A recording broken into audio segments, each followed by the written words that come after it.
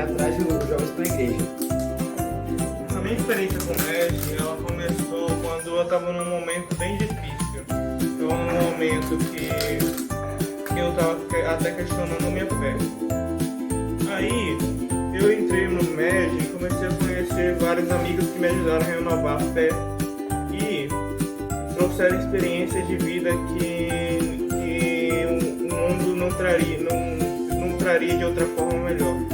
O MEG ele serviu como uma forma de renovar minha fé e também uma forma de poder ajudar outros a renovarem suas fés e entrarem para a igreja e o movimento também, se possível, e adorando a Cristo, tudo se resolve. O MEG, o Movimento Eucarístico Jovem, foi muito bom para minha vida e mudou meus olhos sobre Deus. Percebi que fiz muitos amigos aqui no MEG, muitos bons amigos, já conheci alguns também. São muito importantes para minha vida, inclusive para outras coisas, por exemplo, os acampamentos, ou acampamentos, e aí eu já estou mais acostumado graças ao MEG. O MEG, para mim, na minha vida, foi um movimento importante, pois ele fez eu aprender mais sobre a Eucaristia, sobre tudo. Depois disso, eu quis mesmo agora, ultimamente, entrar e ir para a igreja. Antigamente eu digo, eu acho que eu não vou para a missa do domingo porque hoje eu estou cansado. Mas hoje em dia eu faço questão de ir, por causa do MEG. O MEG ajuda muito as pessoas. E também, antes de eu me inscrever no MEG, eu escutei o padre falando na igreja que ele ia começar as inscrições. Só que eu, acho que vai ser muito chato, eu não vou lá. Aí, passou um tempo, o telefone só falava sobre o MEG, que é MEG, significado do MEG, tudo. Mas nem tinha sido eu. Então eu falei, foi coisa de Deus, então Deus não mandou eu entrar. Aí hoje eu estou aqui e vou botar fé a Deus, então eu só vou estar aqui.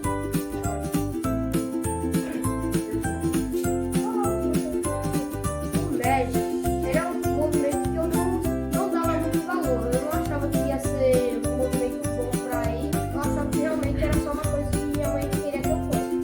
Só que depois eu fui aprendendo mais e abri meus olhos pra Jesus, Deus, que fez realmente que mudou bastante minha vida. E bem, depois desses testemunhos, gostaria de falar algumas coisas básicas, porque, por exemplo, o MEG, ele, antes de tudo, ele é o braço do apostolado da oração. Nossa amiga Tânia, ela pertence ao grupo de oração. Júlia, Dênia, a presidente, né? É coordenadora e presidente. Enfim, antes de tudo, a gente, ele surgiu como uma forma de interceder pelo Papa. Na época que o MEG surgiu, ou no século XIX, o Papa foi na época que a Itália estava sofrendo, fazendo a independência dela, porque ela era vários reinos estranhos, era um lugar muito dividido e tal, e ainda tinha a terra onde o Papa ficava, que não era nem o Vaticano ainda. E aí, quando quiseram fazer a independência, eles tinham que unificar o país. Só que para unificar o país, eles queriam tomar o lugar onde fica o Vaticano. E eles eram anticlericais, ou seja, por eles terem uma ideologia anticlerical, eles queriam ser contra eles eram contra os ideais católicos. E aí meio que houve um tempo que o Papa ele ficou preso no próprio Vaticano, tinha medo de sair, houve cardeais mortos e etc. Então era um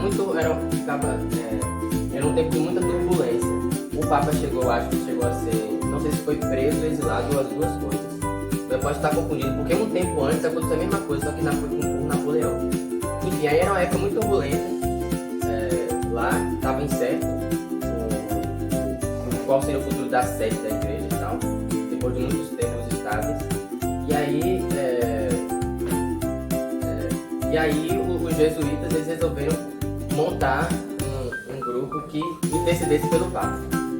Como os jesuítas eles são encarregados montar um grupo que intercedesse pelo Papa, que seria o apostolado da oração, e depois surgiu o braço dele, que era o Movimento Eucarístico Jovem, que era a Cruzadinha Eucarística, no nome anterior. Aí, como os jesuítas, Nossa Senhora, ela deu a devoção aos jesuítas, a devoção do Sagrado Coração. Ela disse que era eles que eram responsáveis por espalhar essa devoção. E aí, meio que ficou pra gente, e a nossa devoção especial é ao Sagrado Coração de Jesus, que representa o amor de Jesus. Jesus, antes dele revelar o Sagrado Coração no século XVIII, no século XIII, ele apareceu e ele já tinha revelado para uma freira, Santa Gertrude, se não me engano. E essa Santa Gertrude perguntou por que ele não queria que espalhasse naquela época. Ele falou: eu só vou espalhar essa devoção quando a fé começar a diminuir no mundo, os corações começarem a ficar frios, porque eu quero mostrar o meu amor por eles. Então meio que ficou escondido até chegar esse tempo em que as coisas estavam ficando mais seculares, a Revolução Francesa, e começaram os ideais anticlericais, e aí Jesus revelou para Santa Margarete Alacoque. E por isso é uma das nossas devoções. A outra devoção principal é a Eucaristia, porque a Eucaristia é a coisa tangível aqui na Terra que contém o Sagrado Coração, porque o coração é parte do corpo, e a Eucaristia é o corpo de Cristo, né? Também a alma, a divindade, etc. Então mais ou menos é isso. O lema do MED é Eucaristia, Orar, viver a Eucaristia, ser e pegar o Evangelho com sua vida e sua palavra. E tem os 4 pilares, que é oração, missão, evangelização e Eucaristia. E depois disso, antes de a gente fazer a oração final, eu gostaria agora de falar sobre São Lourenço. Esse santo aqui. Esse santo, ele nasceu... Deixa eu pegar a data exata. É só o ano dele, porque eu acho que o dia que ele nasceu não se tem a data certa.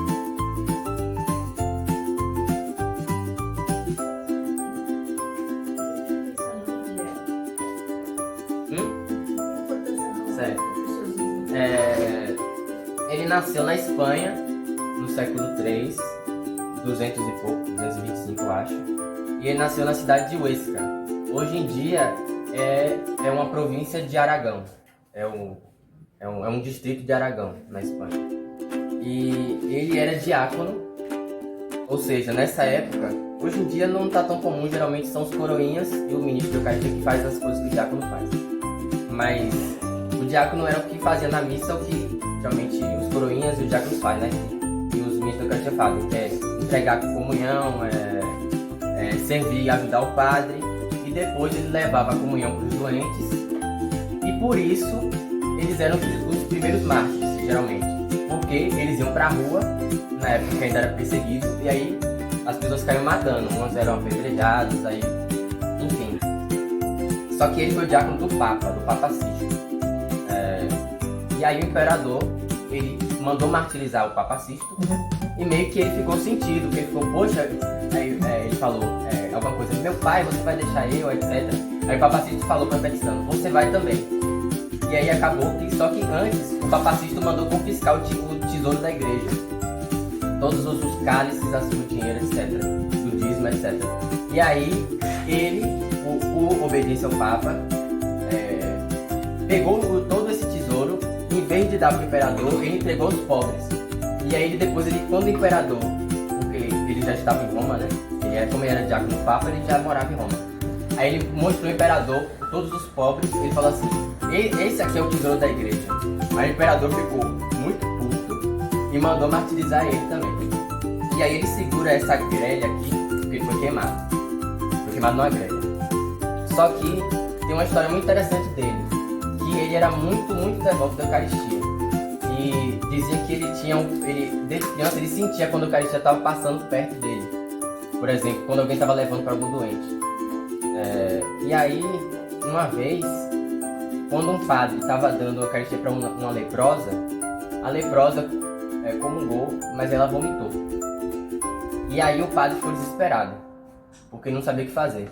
E aí São Lourenço, criança, ele tomou coragem e ele comeu do vômito, a Eucaristia. E por causa disso, segundo uma santa que teve muitas visões sobre o santo, Ana Catarina Emmerich, ela falou que São Lourenço ficou Deus concedeu uma graça muito, muito grande para ele, uma fortaleza muito grande. E aí, quando ele foi queimado, ele sentiu muito pouco. Foi como se fosse ele estivesse numa cama de rodas.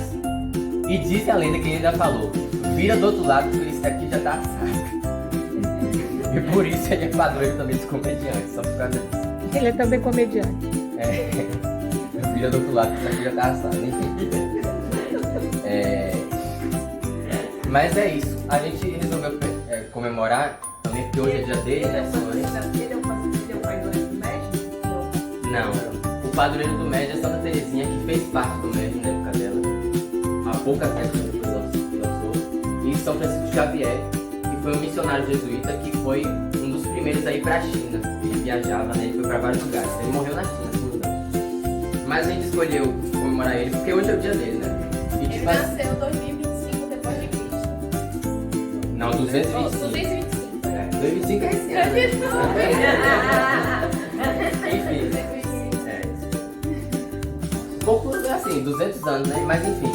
A gente escolheu ele porque, justamente por causa dessa história, que ele gostava muito da Eucaristia. E a gente é uma movimento eucarístico jovem, é o centro, né? Da gente. Enfim. Vamos. Vocês acham melhor porque todo mundo quer sair, né? Então vamos rezar uma oração só, né? Não a hora terça. Só Pai Nosso, etc. Ave Maria.